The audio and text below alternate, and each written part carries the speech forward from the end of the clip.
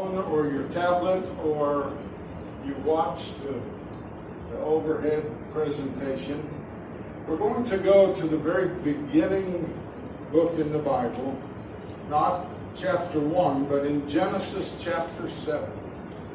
And we're going to have a fairly lengthy reading to start with, and there's a purpose for that. The foundation is going to be built, I hope. But we're going to read from Scripture that is very, very familiar to all of us. And even if you've never read the Bible, it's familiar to all of us. And now you have the question in your mind, how can it be familiar to me if I've never read the Bible? It's because this particular story, this particular event, has been presented to the world in several venues. Whether it's a movie theater, whether it's by Disney, whether it's by whoever, in a book, in a children's book or whatever, that this story has been presented. And I'm just picking up from part of the story. But in Genesis chapter 7, we're going to read verses 11 through 24. Verses 11 through 24.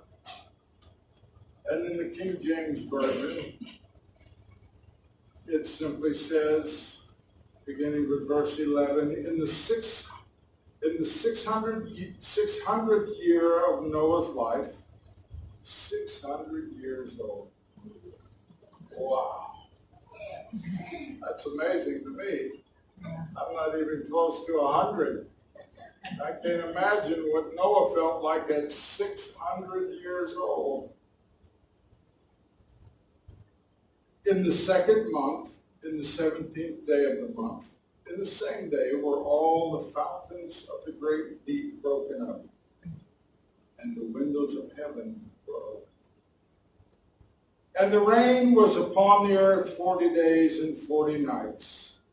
In the selfsame day entered Noah and Shem and Ham and Japheth and the sons of Noah and Noah's wife and the 3 wives of his sons with them into the ark.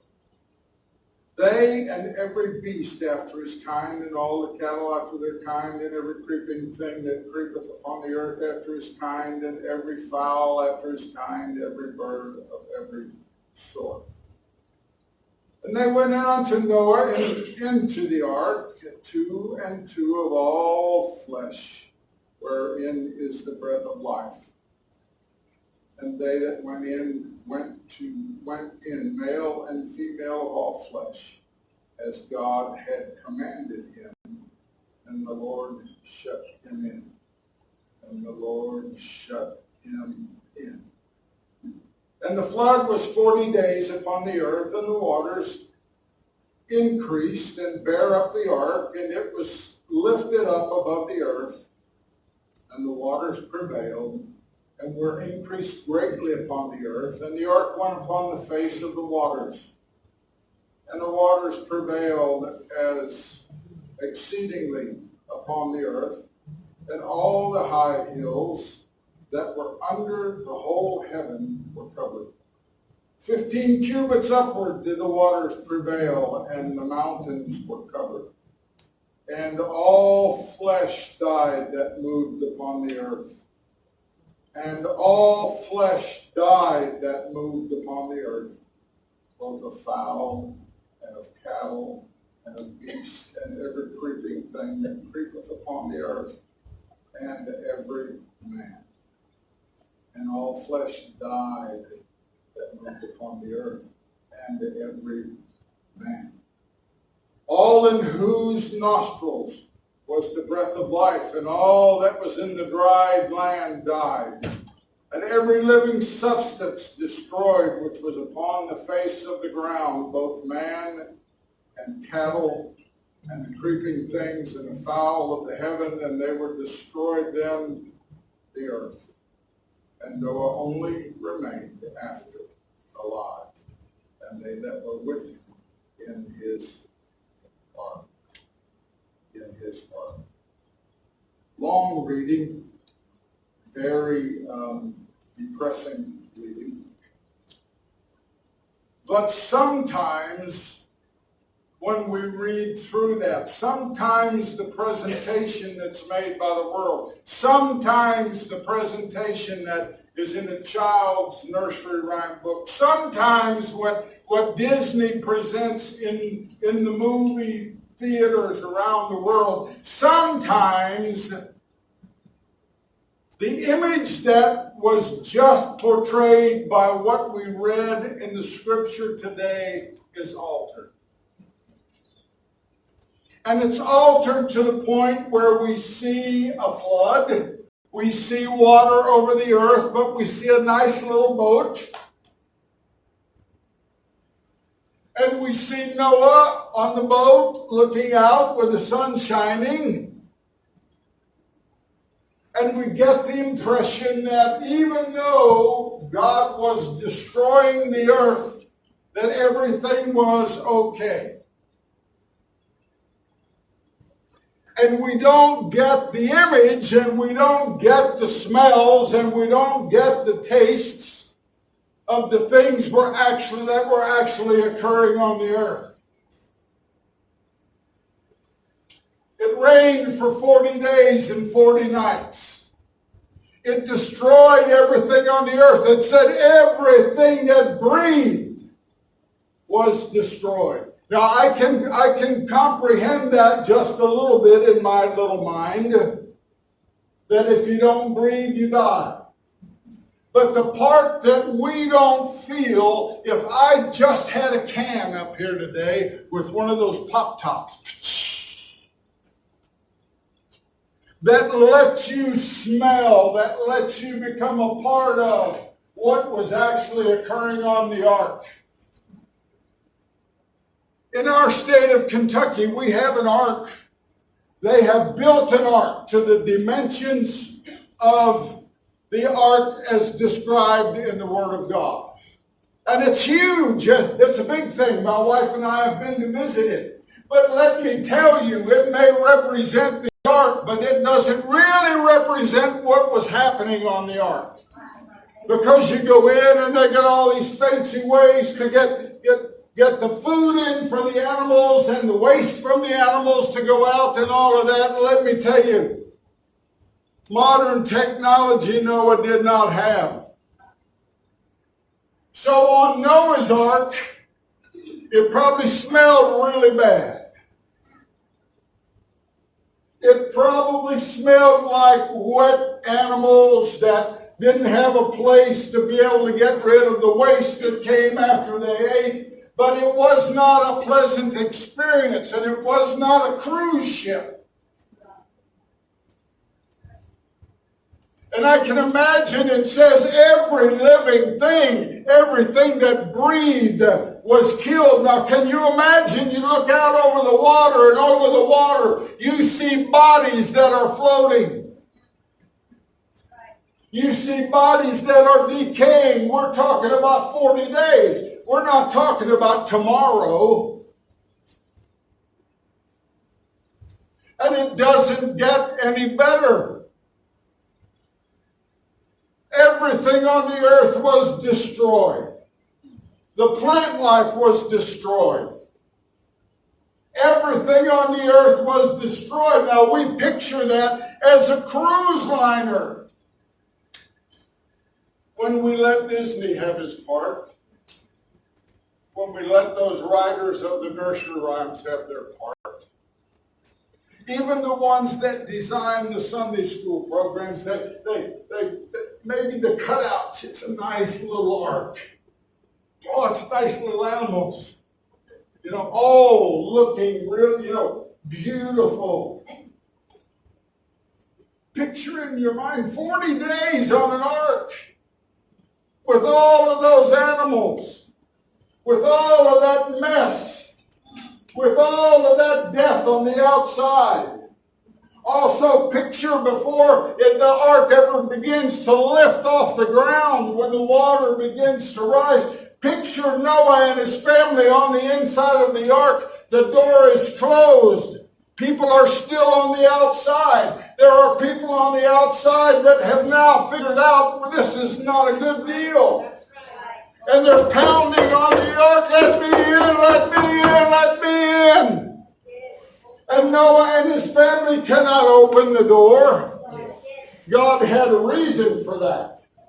Human nature tells us to reach out to people, to have compassion to people. God made it so the door would not open. I'm trying to paint you a picture that I hope you're getting in your mind. I used to teach about the Holocaust. And I showed pictures to my students of concentration camps. And I would have liked to have that little can that I could pop so they couldn't just see the picture and let the picture then become diluted by their mind, but they could get an idea of what all of that incurred, even the smell. Noah was in a state of destitution. And he was 600 years old. I'm 70 years old. I can barely move. I can't chase elephants, and I can't chase giraffes, and I can't feed all of that and take care of all of that and try to keep everything in order. But Noah was 600 years old. Just bear with me. I'm really going somewhere with this. But God prepared in his wisdom for the aftermath of the flood. And you say, what do you mean God prepared? Because he told Noah, you let them come 2 by 2. You let all the animals come on the ark. You care for those animals. What was that? That was preparation for after the flood. I mean, Noah just didn't want him to, God didn't just want Noah to take some animals on a boat ride. There was a reason for that. And that was God's preparation. That was God's preparation. And there was utter destruction and utter devastation. I can't portray that enough for us to begin to let it sink in. It said all flesh died. Now, I don't know if you've ever been around a dead body or a dead animal, but that's bad. The smell is horrendous. I went to a scene one time where an individual had hung themselves and they had been hanging in the same room for several days, and I'm going to be very graphic. And when I went into that place, all of that odor in there, and I put the appropriate materials under my nose to block the smell and all of that. But when I got home from that, I went in the shower and I washed. And I stayed for a long time. And I got out of the shower and I went to climb into the bed with my wife. And I got into the bed and I probably wasn't there 5 minutes and I was back in the shower. Because the stench and the smell stayed with me for hours through showers. The shower didn't do any good because it was all up here. Noah and his family are dealing with that on the ark. And you say, oh, Brother Cook, this is terrible. We don't, this is not what I came to hear. Well, you're going to hear it. Every living substance was destroyed. And it said only Noah remained alive with his family. The earth was devastated. It's not like the story looks. It's not like the little wooden boat. It's not like little prime and prim and proper Noah standing out looking. It's devastation. Noah wasn't on a cruise. He dealt with the smells and the carcasses, the rotting vegetables. Not a very pleasant experience. Devastated world. And you're saying, oh, that's Noah. That's the flood. We've read it over and over and over and over and over again. Well, let me tell you today, every one of us in life has floods. Every one of us in life has floods. Every one of us in life has devastation in our life. Every one of us go through incidents that we feel like we will never recover from. It devastates our life to the point that we feel like life is coming to an end. Sometimes our flood may be the death of a loved one, especially if that loved one happens to be a child, or that loved one is a son or a daughter, maybe older, but when that one dies, in our concept, in our mind, our assumption is we will predecease our children. That's a devastating event in a person's life. That's a flood, and a flood that sometimes we feel we will never recover from. And it stays with us for weeks and months and years. Maybe it's the loss of a job and financial security because the husband that loses the job and there's no finances to support the family, that becomes a devastating flood in their life. It becomes something they're not sure they'll ever recover from. And then they go for interview after interview after interview and no more job. And then they begin to wonder, am I ever going to be able to fulfill the responsibilities that I have in my life? That's a flood. That's a flood. And it devastates your whole world. Or maybe it's the coronavirus. And this is not about the coronavirus, but let me tell you, it's devastating the whole world right now. It's affecting the whole world. It's affecting people that don't have it. It's affecting economies. It's affecting people's lives. It's affecting airlines. It's affecting cruises. It's affecting everything. It's affecting education. Have you ever considered the impact on the world? That's a flood. That's the flood. In the book of Job, Job dealt with his flood. You remember Job? Job was a very wealthy man, had a big family, was doing very well, was very blessed by God. And all of a sudden, bingo, it's all gone, and Job has nothing. Not even a supportive wife. And you're saying, well, his wife didn't die. No, she didn't die, but she told him to curse God and die. Now, that's not what I call a helpmeet. Unless you want to say helpmeet is help me meet God because I'm going to die. Job lost everything. He had a flood in his life. He had a flood that took everything from him. Everything from him. It describes him sitting in ashes and scraping his body because he even lost his health. Job had a flood. Job had a flood. And this is a good time to insert this, but you know, we always talk about the devil. Oh, the devil's doing this, the devil's doing that. Had a flat tire. Oh, the devil's messing with my tires. Oh man, I got up this morning and I missed the alarm. Oh, that's the devil. No, that's not the devil. That's called life. That's called life. But let me tell you, we give the devil a lot of credit for things. So the devil, when we have floods in our life, he takes advantage of that. He comes in and he lets you begin to believe that he's responsible for that. He lets you believe that, oh, he can help you out of that. There are things he can do for you that, oh, God can't do for you.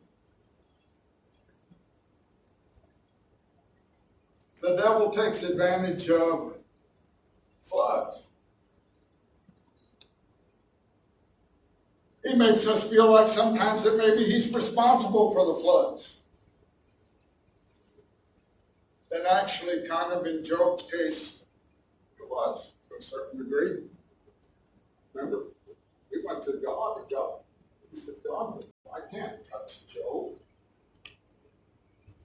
You got a hedge around him, I can't touch him. God said, okay, I'll take the hedge down. You can do anything but kill him. And that's what the devil did. Anything but kill him.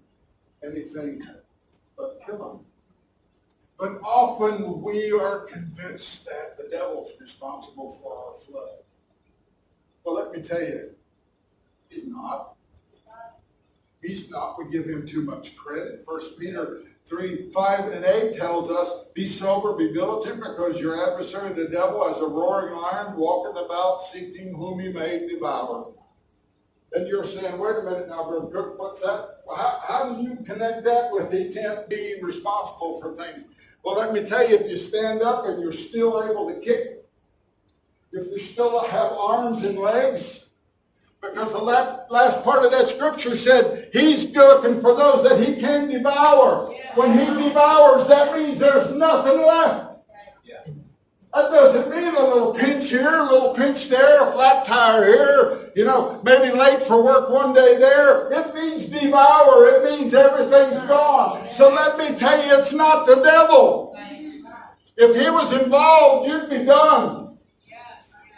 He would have devoured you. He would have eaten all your strength. He would have taken everything from you. So it's not the devil. So quit blaming the devil. Yep. He really loves that, Brother Super. He really loves it when we give him credit. It's kind of like he's got a billboard, and when we say, oh, the devil made me do it, and it's bing, bing, bing, it lights up. Like, oh yeah, they're giving me credit that gives me more power that I don't really have. So forget the devil. Don't give him the credit for anything. If it was the devil, you wouldn't survive. If it was the devil, you wouldn't have the energy to do anything. If it was the devil, you wouldn't have 2 legs. He doesn't mess around. He doesn't just pinch. He's there to devour. But God tells us in Isaiah 59:19, and I'm still going somewhere, when the enemy shall come in like a flood, the Spirit of the Lord shall lift up a standard against it. When you got a flood in your life, when Noah had the flood in his life, the Bible tells us in the whole account of the ark, even before it starts to rain, as Noah is following God's instructions. In fact, Noah, consider this, and most of you have probably heard this. If you haven't, you're about to. Before the flood, it never rained. Had never rained on the earth. The rain from the clouds, that God watered the earth through. What water came in the morning in the form of dew? Never rained. Never rained. So if I'm Noah and I'm thinking like most people in the world, and God says to me, I want you to build an ark, he's going to say, what for? How are we going to get that much water? It's never rained. We've never seen rain. What's rain? Noah could have said, okay, God, I think you lost it. But he didn't do that. He built the ark. He built it exactly the way God told him to build it. So he was prepared when his flood came. He was prepared when the flood came. He was prepared. So what Isaiah is saying, when the enemy shall come in like a flood, just like the flood Noah had, just like the flood some of us endure in our lives, when he comes in, the Spirit of the Lord will lift up a standard. It's going to help you. It's going to keep you. It's going to give you something to lean on and support you, so that you don't get under and succumb to the flood. To the flood. There was a popular Western, actually country Western song. So most of you probably have never heard it. You wouldn't know the artist if I told you, so I won't. It's not a spiritual song. It's not a song that you worship with in church. You know, it's just a song. But the song says, sing it. I can't sing it. But the lyrics say every storm or every flood runs out of rain. Every storm runs out of water. And it says, just like every dark night turns into day. So I take those unspiritual words and I connect them to God and the Word of God. And I say every flood runs out of water when the rain stops. The land dries up and new life springs up when the rain stops. When the rain stops. In the Word of God, it says it rained for 40 days and it rained for 40 nights. And it shows us what happened after the flood. Has anybody ever asked you what happened to Noah after the flood? Where was Noah after the flood? What did he do after the flood? Well, one of the first things it tells us about Noah after the flood is he built an altar and he worshiped God and he thanked God for what he had done for him. But the most important thing, and the point that I want to get to, is that in Genesis 9:28, it simply says, and Noah lived after the flood. 350 years he had life after the flood. So the message this morning is there's life after the flood. There's life after the storms in life. There's life after the things that are calamities in life that appear to devastate us. There's life after all of that. And the example in the Bible, in Genesis, again in Genesis 8:11, it says Noah, on the second time he sent out the dove. He said the dove went out and it came back. And in its beak it had a piece of green foliage. It had some leaves or something from a tree that was green, which indicated, oh, there's life out there, because green is life. That's right. It says, mouth as an olive leaf plucked off, so Noah knew that the waters were abated from off the earth. So God said, look, after the flood there's life. After the flood, it's not all death. And it tells us something else. Noah was 600 years old at the flood. But it tells us he lived another 350 years. There's life after the flood. There's productive life after the flood. There's productive life after storms come in our life. There are things that happen in our lives that we can't control. They're like floods. Oh, we got a young couple sitting over here. No, they didn't plan to make Malaysia their home. But they're here because of the flood. Because of the flood, and they found another place to sit because of the flood, and they're waiting to see that dove bring that olive branch back. There are some of you that have had floods in your life. And not the virus, but maybe you lost your job. Maybe there are things that are happening in your marriage that are not positive. That's a flood. Maybe there are some situations with your children that are happening that you're not happy with and God's not happy with. That's a flood. Maybe there's an illness in your life, in your family, maybe in yourself, that you say, oh God, this is devastating to me. I can't work anymore. I can't do this for my family anymore. That's a flood. But what God shows us in His Word is there's life after the flood.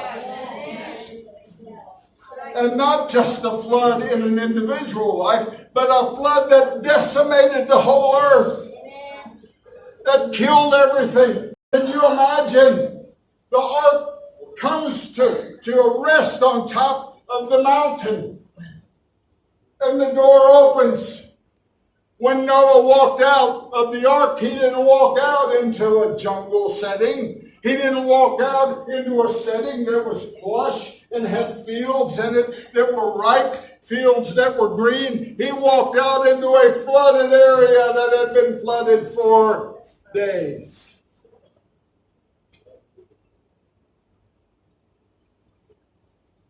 But he didn't walk out and do an about face and go back up into the ark.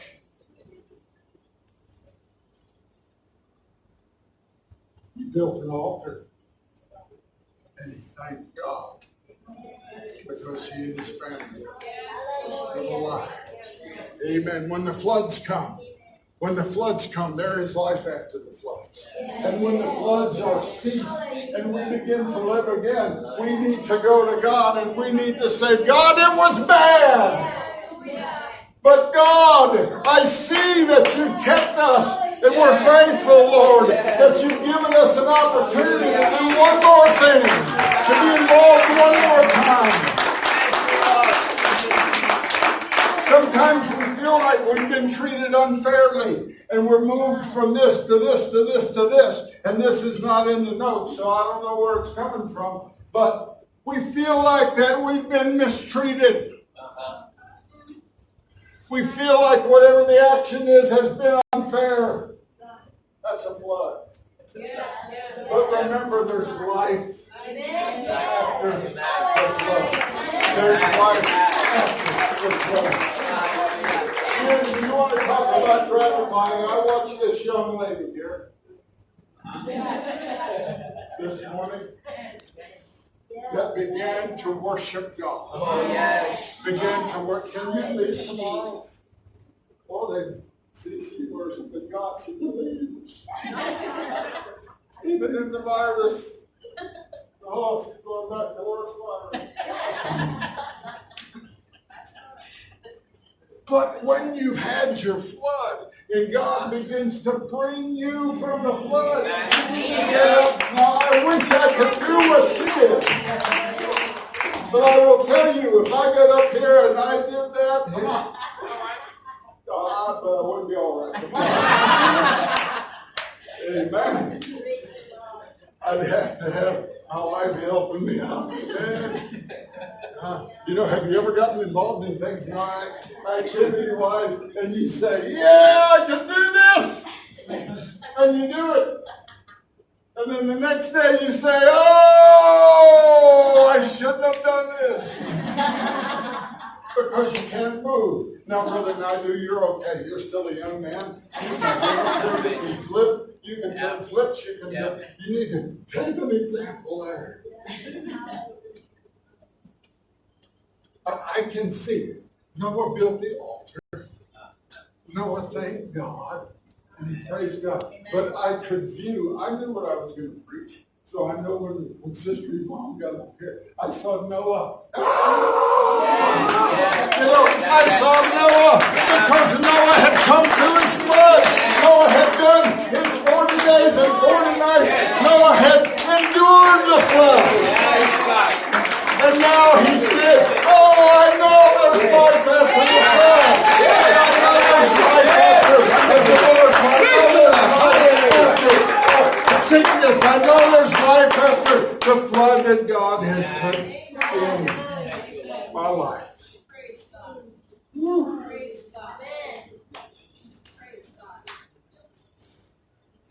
Noah lived after the flood 350 years. That's significant. And the reason it's significant, if it said Noah lived after the flood for 10 days, you'd think the flood really affected him. But 350 years. And they replenished the earth. Yes. Amen. And they saw things grow again. And they saw the cattle and all of the beasts that breed, they saw them reproduce, and they saw more of them. And they knew God was good. And they knew they had been in God's plan, even in the flood. Even in the flood. As we close this morning, according to Bishop Layout's time, I still have 10 more minutes. And for you that don't know, I was preaching one time and he said, we try to be finished at 12. I said, oh, okay, Bishop Layout. I think one time I was preaching and it was like 10 after 12. And I saw him sit there going, he was getting ready to leave. I thought, oh, and I said to everybody, I said, okay, I'm over time. The bishop is getting excited. So I still have 9 more minutes.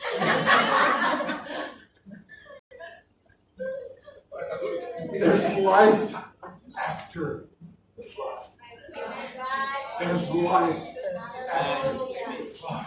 Don't let the flood get you down. Don't let the flood pour all the life out of you. Don't let the flood take all of those goals away. Don't let the flood take all of those promises away. There's life after the flood. There's life after the flood. If you're sitting here today and you have a flood in your life, be assured your life's not over. Be assured God has a plan. Be assured there is life after your flood. Be assured there is life after your flood. Let's all stand today.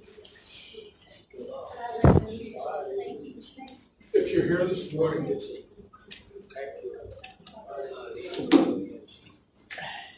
and there are floods or a flood in your life, God has an answer for your flood. And your answer for your flood and your guarantee for life after the flood is in Jesus. It's not in a government. It's not in a paycheck. It's not in some fortune teller. Because there's no guarantees in any of those. But Jesus Christ guarantees you life after the devastation. Jesus guarantees it. And in his guarantee, he said that he will always be with you. And he will always live in you if you will accept him. It's not about you or him accepting you. He's ready for you. He stands with open arms, but it's about you accepting him and allowing him to become the major part of your life. So here at the end, as the musicians play very softly, if you're in a flood, if you need to be assured about your life after the flood, I'd invite you to come. Someone will pray with you. Someone will answer your